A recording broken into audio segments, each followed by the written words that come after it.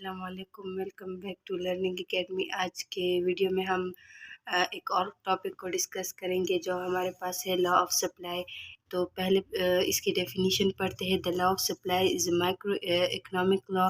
It state that all other factor being equal as the prices of good or services increase the quantity of that good and services और supply offer will increase.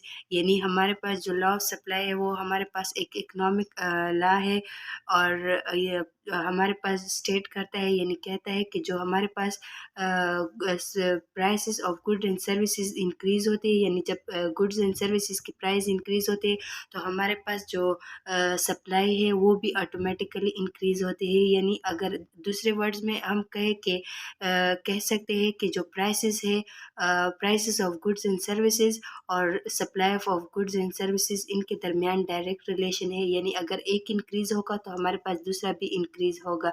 In plain terms, the law that as the prices of item go up, supplier will attempt to maximize their profits by increasing the number of that item that they sell. यानी in other words, जब हमारे पास एक good की price high होती है, जो supplier हमारे पास होता है, तो वो अपना प्रॉफिट मैक्सिमाइज करने के लिए उस आइटम की या उस प्रोडक्ट की जो सप्लाई है वो हाई करता है ताकि हमारे पास उसकी सेल मैक्सिमाइजेशन हो।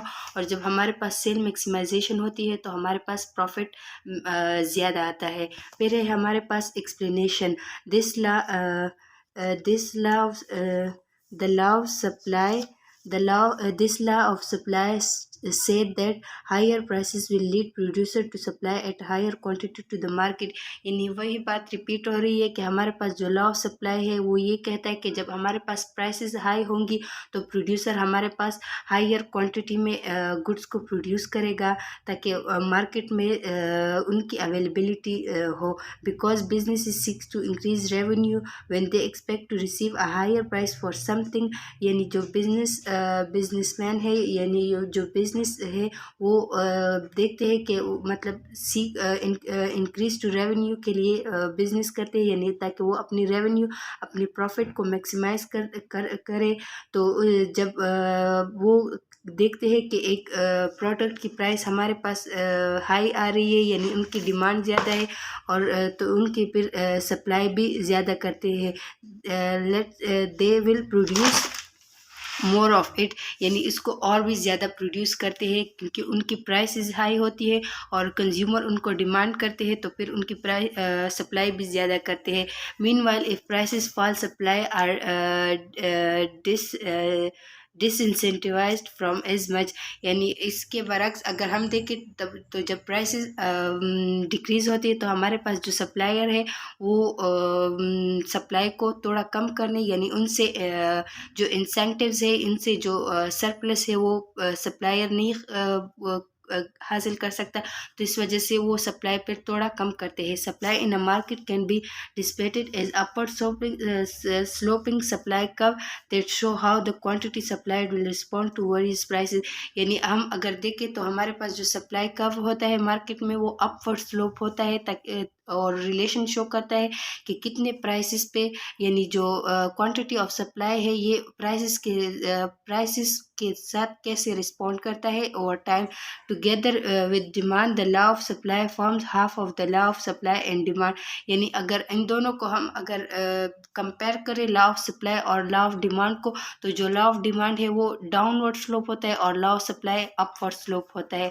और फिर ये है हमारे पास लॉ ऑफ सप्लाई का कर्व, यानी ये हमारे पास दो एक्सिस पे बना है, एक्स एक्सिस और वाई एक्सिस। ये हमारे पास एक्स एक्सिस है, ये हमारे पास वाई एक्सिस है और ये हमारे पास ओरिजिन है। तो हमारे पास ये शो करता है, यानी ये वाई एक्सिस पे हम प्राइसेस को लेंगे और एक्स एक्सिस पे हम क्वांटिटी को लेंगे। और तो जो हमारे पास P1 P2 P3 है और Q1 Q2 Q3 है, ये हमारे पास डिफरेंट प्राइसेस को शो करता है, ये हमारे पास डिफरेंट क्वांटिटीज़ को शो करता है और ABC हमारे पास डिफरेंट सप्लाई कर्व है।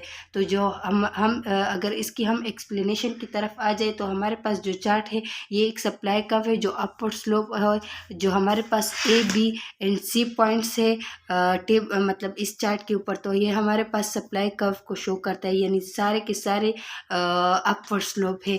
Each point on the curve reflect a direct correlation between quantity supplied and price, यानी हमारे पास जो ए बी सी पॉइंट थे चार्ट पे, तो ये हमारे पास रिफ्लेक्ट करते हैं डायरेक्ट रिलेशन को, यानी क्वांटिटी और प्राइस के दरमियान डायरेक्ट रिलेशन को शो करते हैं।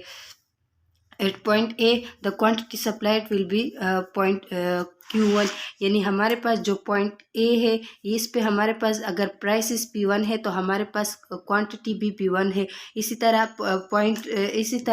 पॉइंट P2 पर हमारे पास Q2 है, इसी तरह C भी इसी तरह है, यानी हमारे पास ए पॉइंट पे P1 और Q1 हमारे पास है, यानी P1 प्राइसेस पे हम Q1 क्वांटिटी को सप्लाई करते हैं। The supply curve is upward sloping because over time supplier can choose how much of their goods to produce and later bring to market, यानी हमारे पास जो सप्लाई कर्व होता है वो क्यों अपवर्ड स्लोप होता है, इसलिए ताकि जो सप्लायर है या जो प्रोड्यूसर है उनको पता चल सके कि हमने ओवर टाइम, यानी टाइम गुजरने के साथ साथ हमने कितनी प्रोडक्शन करनी है और इसको मार्केट में कितना सप्लाई करना है। At any given point in time however the supply that seller bring to the market is fix, यानी कभी कभार इस तरह भी होता है कि जो हमारे पास सप्लाई होती है वो फिक्स्ड होती है मार्केट में, क्योंकि उन कंडीशंस कुछ ऐसी आ जाती है।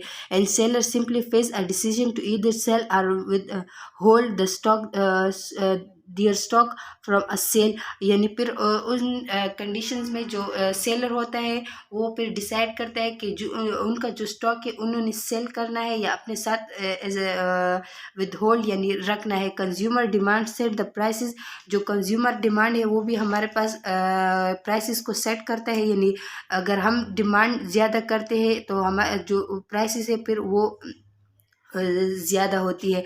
And seller can only change what the market will bear, और जो सेलर होता है वो मतलब सिर्फ ये देखता है कि जो मार्केट में कैसे चेंज आती है तो उनके मुताबिक फिर अपने प्रोडक्ट्स में वो चेंज लाता है और इनोवेशंस लाता है।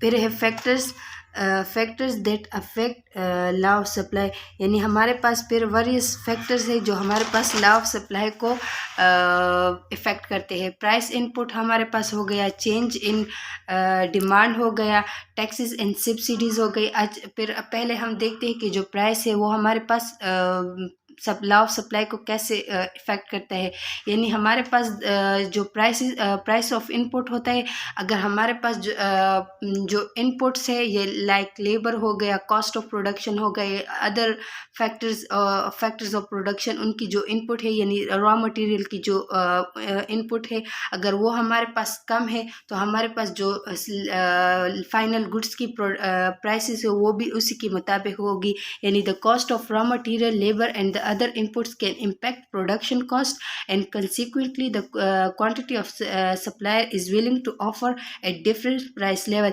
यानी इन सब की प्राइसेस को देखकर हम फाइनल प्रोडक्ट की प्राइसेस को सेलेक्ट करते हैं।